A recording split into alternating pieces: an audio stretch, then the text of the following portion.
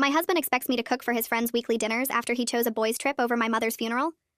My husband Nathan skipped my mother's funeral for a fishing trip with his college buddies. Mom died after 8 months of cancer. I'd been her caretaker the whole time while working full-time as a physical therapist.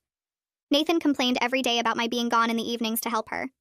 When she passed, the funeral was on a Saturday. Nathan had planned a fishing trip that same weekend months earlier.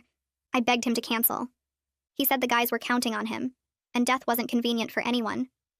He went fishing while I buried my mother alone. That was 3 years ago. It broke something in me that never healed. But I didn't leave. I threw myself into my career instead. Started taking specialized certifications, opened my own practice, hired 4 other therapists. We're booked solid 3 months out. I bought the building we operate from. Last year, I cleared $300,000 after expenses. Nathan works at a sporting goods store, makes $35,000 a year. Still acts like he's the king of the house because he's the man. I pay for everything. Mortgage, cars, insurance, groceries. He spends his paychecks on golf clubs and beer. But here's what changed everything. I stopped cooking. After Mom died, I just couldn't stand in the kitchen making Nathan dinner while remembering how he left me to grieve alone. So I started working late, eating at the office. He complained at first, but then discovered takeout. Problem solved, right? Wrong. Nathan started having his friends over every Friday. 4 guys from college. They order pizza, watch sports, drink beer in my living room. I stay in my office or go to my friend Rachel's house. I no longer care what he does. Then last month, Nathan announced he wants to make Friday nights more special. He wants home-cooked meals for him and the guys. Restaurant prices are crazy, he says. It would be nice to have real food. He actually stood there and told me I should cook for 5 grown men every Friday. I laughed. Told him absolutely not. He got this look on his face like I'd slapped him. Said I was his wife. That cooking was part of marriage. That his friends' wives all cook for them. That I was embarrassing him by not being hospitable. Every day since then has been harassment.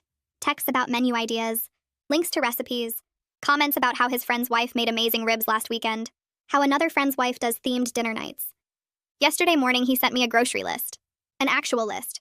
For ingredients for beef Wellington, homemade pasta, and tiramisu. For tonight. For his friends. Said he already told them I'd be cooking something special. I didn't respond. Instead, I called Rachel and asked if she wanted to grab dinner at that new steakhouse downtown. She said yes immediately. Then I called my colleague Robert and asked if he could meet me at my house at 5 p.m. with his truck. Didn't tell him why. Just said I needed help moving something. He agreed. At 4 p.m., I went home and started packing. Not everything. Just my kitchen stuff. Every pot, pan, plate, bowl, utensil, appliance. Even the spices. Loaded it all into boxes. Robert showed up and helped me carry everything to his truck. We drove it to my office and stacked it all in our break room. By 5:45, the kitchen was bare except for the built-in appliances. At 6 p.m., Nathan texted asking where I was. The guys would be there at 7. I texted back that I was at dinner with Rachel. He called immediately, screaming about how I was sabotaging him, ruining his friendships, and being vindictive. I hung up. At 7:30, he texted that his friends were there and there was nothing to cook with. Not even a knife to cut the pizza they'd have to order. Again. At 8, Rachel and I were eating dessert when Nathan called again. This time I answered. He was on speaker with his friends. They wanted to know why I was being so difficult. Why can't I just make one dinner? I set down my fork. Let me make this clear. Nathan chose a fishing trip over my mother's funeral. He left me to bury her alone because his fun was more important than my grief. Now he wants me to cook elaborate meals for him and his friends every week, like some kind of servant. After he couldn't even stand by me on the worst day of my life. The line went quiet. Then I heard Nathan's friend Paul say, "Dude, you skipped her mom's funeral?" Another voice said, "For fishing?" Nathan hung up. I heard shuffling and low voices through the phone before the call ended. Rachel reached across the table and squeezed my hand. We finished our dessert in silence. I paid the check and drove home around 9:30. Nathan's truck sat in the driveway next to 2 other cars. His friends hadn't left yet. I parked on the street and sat in my car for a few minutes, watching the house. The living room lights were on. I could see shadows moving behind the curtains. Then the front door opened and 3 guys walked out. They didn't say goodbye loud enough for me to hear. Just got in their cars and drove away. One of them was definitely Paul based on his red jacket. The other 2 I couldn't identify in the dark. Nathan stood in the doorway watching them leave. He had his phone pressed to his ear. His free hand kept running through his hair. That thing he does when he's stressed. I waited until he went back inside before getting out of my car. I could hear him through the door before I even got my keys out. He was yelling at someone. I unlocked the door and stepped inside. Nathan was pacing in the living room, phone still pressed to his ear. He saw me and his face went red. He said something I couldn't hear into the phone and hung up. Then he came at me fast. Not physically threatening, but his whole body was tense. He started yelling about how I embarrassed him in front of his friends, how I made him look like a monster, how it was just bad timing 3 years ago, and I was making it sound like he did something terrible on purpose. I set my purse down on the entry table. I didn't raise my voice. I told him there was nothing to apologize for because I stated facts. He exploded. Said I was holding a grudge over something he couldn't change now. That I was being cruel and vindictive. That his friends thought he was a terrible person because of me. I asked him if maybe he was a terrible person for leaving me alone at my mother's funeral. He stared at me like I'd hit him. Then he grabbed his pillow from our bed and went to the guest room. Slammed the door so hard a picture frame fell off the hallway wall. I picked up the frame. The glass had cracked. It was our wedding photo. I left it on the hall table and went to bed. Nathan was gone when I woke up the next morning. No note, no text.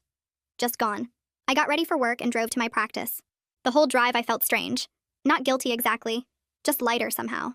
Like I'd been carrying something heavy for 3 years and finally set it down. Andre noticed during our morning staff meeting.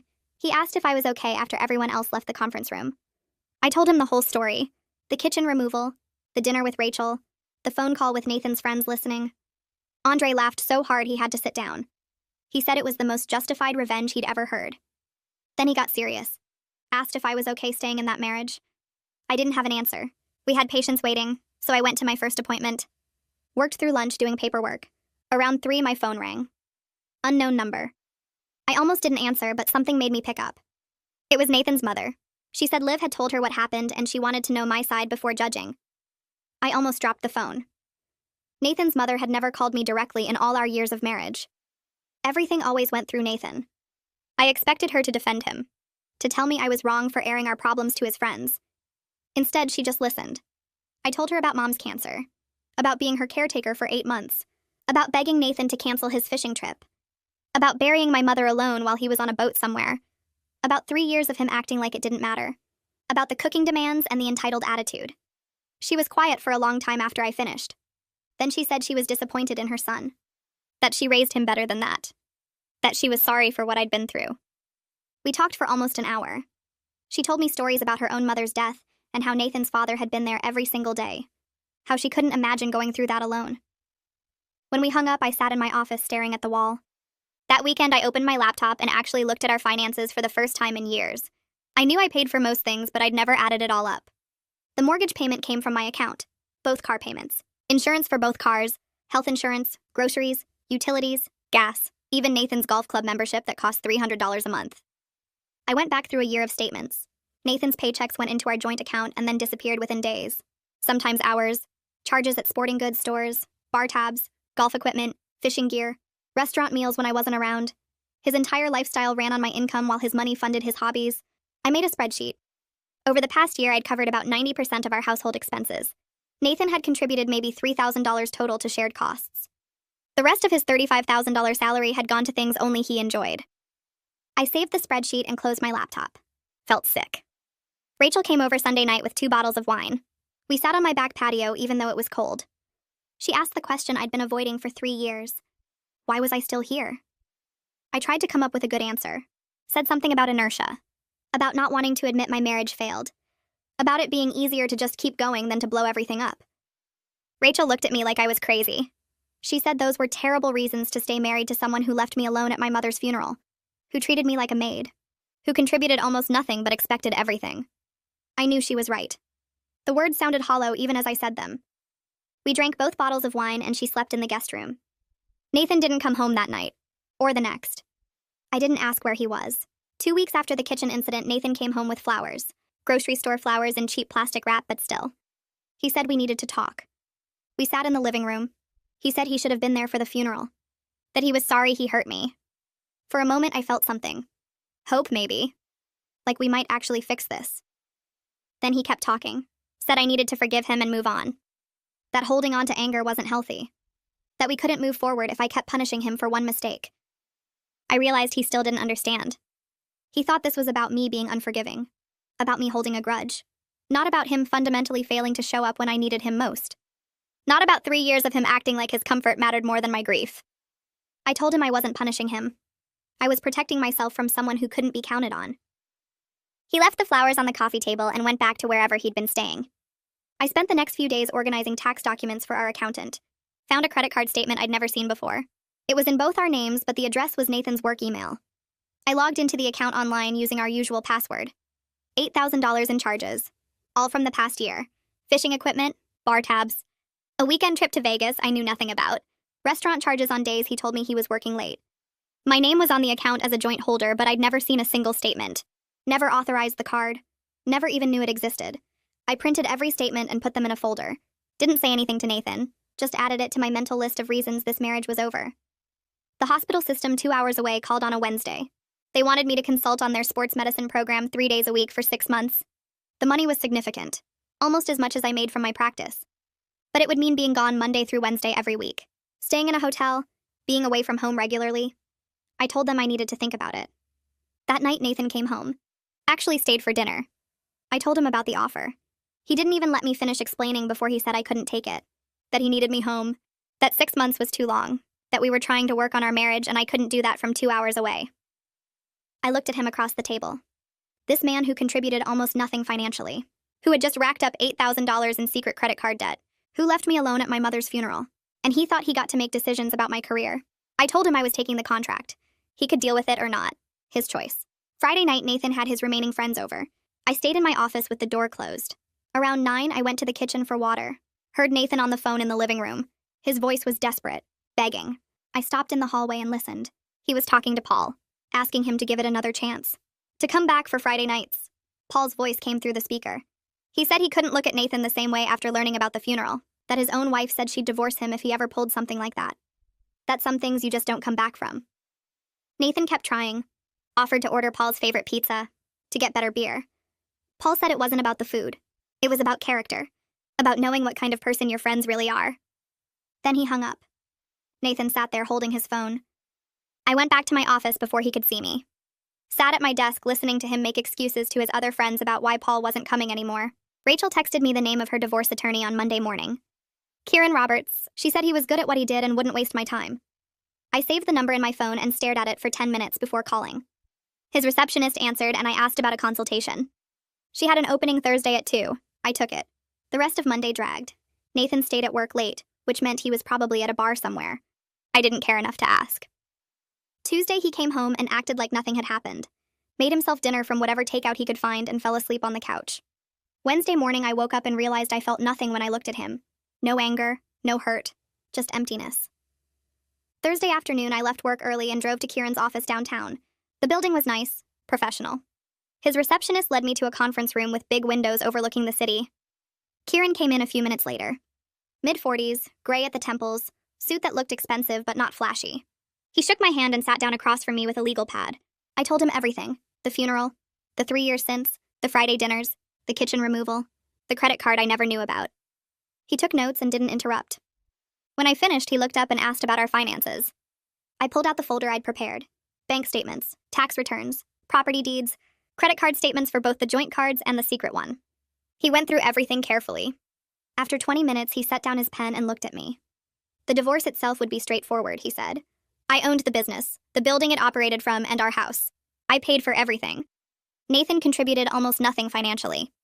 But then came the part that made my stomach turn. Nathan could claim spousal support. Given the income difference, a judge might award it. I asked how much. Kieran did some quick math on his legal pad. Potentially $2,000 to $3,000 a month for several years. Maybe longer depending on how the judge viewed our marriage length. I sat there processing that.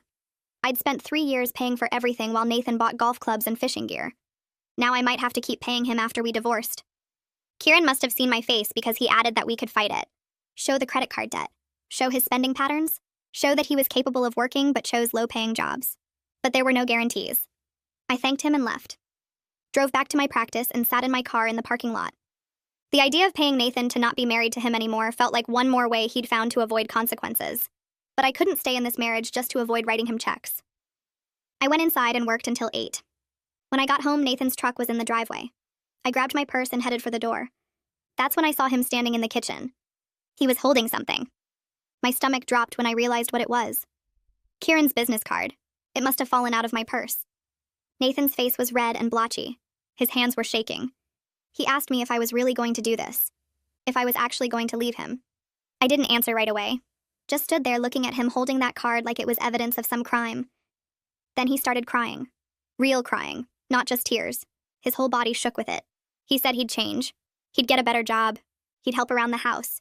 He'd do anything I wanted. Just please don't leave. He kept saying it over and over. Please don't leave. I'll change. I promise I'll change. I watched him fall apart and felt nothing. No sympathy, no second thoughts. Just tired. So incredibly tired. This wasn't about him changing now. This was about him panicking because his comfortable setup was ending. He wasn't crying because he loved me. He was crying because he was losing his free ride. I told him I needed to think. He grabbed my arm and begged me to talk to him, to work this out. I pulled away and went to the guest room, locked the door, sat on the bed and listened to him pace in the hallway for an hour before he finally went away. Friday morning, I left for work before he woke up. My phone rang around 10. Unknown number. I almost didn't answer, but something made me pick up. It was Liv, Nathan's sister. My whole body tensed. I expected her to yell at me, to tell me I was being cruel to her brother, to defend him. Instead, she said her mother had told her about our conversation, about the funeral, about everything. She wanted me to know something. She'd always thought Nathan treated me like a maid instead of a partner. She'd watched him for years, expecting me to handle everything while he did whatever he wanted. She wasn't surprised I was done. Then she offered to talk to him, to tell him he needed to grow up and take responsibility, that maybe hearing it from family would get through to him. I didn't know what to say. I'd been so sure his family would close ranks, would blame me for giving up on him. But here was his sister offering to help me. I thanked her and hung up. Spent the rest of the day seeing patients and trying not to think about Nathan sobbing in our kitchen. That weekend, Nathan went into overdrive. Saturday morning, I woke up to the smell of bacon. Went downstairs and found him cooking breakfast. Pancakes, eggs, bacon, fresh coffee. He'd set the table with actual plates instead of eating over the sink like usual. He smiled at me like this was normal, like he cooked breakfast every Saturday. I ate because I was hungry, not because I was impressed. Sunday, he cleaned the entire house. Vacuumed, dusted, scrubbed the bathrooms, did laundry. Monday, he cooked dinner. Tuesday, he cooked again. By Wednesday, I realized what was happening. This wasn't change. This was performance. He was doing these things because he was scared. Because he wanted to prove he could be different. But it wasn't real. He wasn't cooking because he wanted to be a better partner. He was cooking to keep his lifestyle. He wasn't cleaning because he cared about our home. He was cleaning to avoid paying his own rent somewhere. I watched him move through the house that week like an actor playing a role. Saw him check to make sure I noticed when he loaded the dishwasher. Saw him wait for praise when he folded laundry. Everything he did was for show, to convince me he'd changed. But people don't change in a week. Not really. Not in ways that matter. Thursday, he told me he'd applied for management positions at 3 different sporting goods stores. Asked if I wanted to see the applications. I said no. Friday, he tried to talk about us, about our future, about how we could make this work. I told him I needed more time. The truth was I'd already made my decision. I just wasn't ready to say it out loud yet. I found the apartment 3 weeks after filing. 3rd floor corner unit in a brick building 4 blocks from my practice. Floor-to-ceiling windows in the living room that let in morning light. A kitchen with white counters and enough cabinet space for all the equipment I'd taken from the house. The landlord showed me around while I calculated how much of my first paycheck after the separation would cover the deposit. I signed the lease that afternoon. Moving day was a Saturday. Rachel showed up at 8 in the morning with coffee and her car packed with cleaning supplies. We scrubbed the empty apartment together, her making jokes about finally having a place to crash when her roommate's boyfriend stayed over too many nights in a row. By noon, the moving truck arrived with my furniture and boxes. The movers carried everything upstairs while I directed traffic, telling them where to put the couch, the bed frame, the dresser I'd bought from a furniture store the week before. They left by 2, and Rachel and I started unpacking. She helped me arrange pots and pans in the kitchen cabinets, commenting on how I finally had space to organize things properly. We hung my mother's framed photos in the hallway, set up my bedroom with new sheets I'd ordered online. By 6, we were both exhausted and hungry. Rachel pulled out her phone and found a Thai place that delivered. We sat on my new couch eating pad Thai straight from the containers, and I looked around at my apartment with its empty walls and half-unpacked boxes and felt something I hadn't felt in years. Peace. Just quiet. Simple peace. No tension waiting for me in another room. No resentment building in my chest every time I walked through the door. Just my space, arranged how I wanted it, filled with things I chose. Rachel noticed me crying before I did. She set down her food and hugged me while I sobbed into her shoulder, releasing something I'd been holding since my mother died. The divorce papers came through on a Tuesday. My lawyer called to say everything was finalized and I could pick up the documents whenever I was ready. Nathan texted me that same afternoon asking if we could meet. Just to talk. One last time before it was officially over. I almost said no, almost told him there was nothing left to discuss. But something made me agree. We met at a coffee shop downtown the following Saturday morning. Neutral territory. I got there first and ordered a black coffee, sitting at a table by the window. Nathan walked in 10 minutes later looking different somehow. Thinner, maybe, or just tired. He ordered his own coffee and sat down across from me. For a minute, neither of us said anything. Then he started talking. Told me he'd started seeing a therapist twice a week, that he got promoted to assistant manager at the new store and was making a bit more money now, that he was trying to understand why he'd acted the way he did for so many years. He said he hoped someday I could forgive him, even though he knew we were over, that he understood why I left and didn't blame me.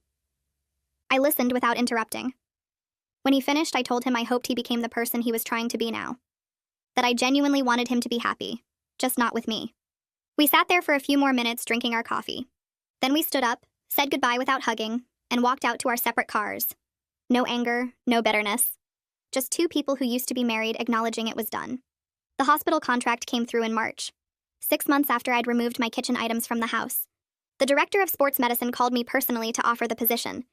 3 days a week consulting on their rehabilitation program. More money than I'd made in my best year at the practice. I accepted immediately. That same week, I hired 2 more therapists to handle my regular patient load so I could focus on the consulting work. Andre insisted on throwing me a celebration party at the practice. He ordered pizza and cake, invited all the staff and several of our regular patients who'd become friends over the years. Rachel showed up with a bottle of champagne. Robert brought flowers. I stood in my office break room surrounded by people who respected my work and supported me through everything, and realized I'd built something real. Not just a business, a whole life. One that existed independent of Nathan and the marriage and all those years I'd spent trying to make something work that was broken from the moment he chose fishing over my grief. I'm chopping vegetables for stir-fry when my phone buzzes on the counter. Rachel asking how I'm doing, if I want to grab brunch tomorrow. I text back that I'm good and yes to brunch. Set the phone down and go back to cooking. The kitchen smells like garlic and ginger.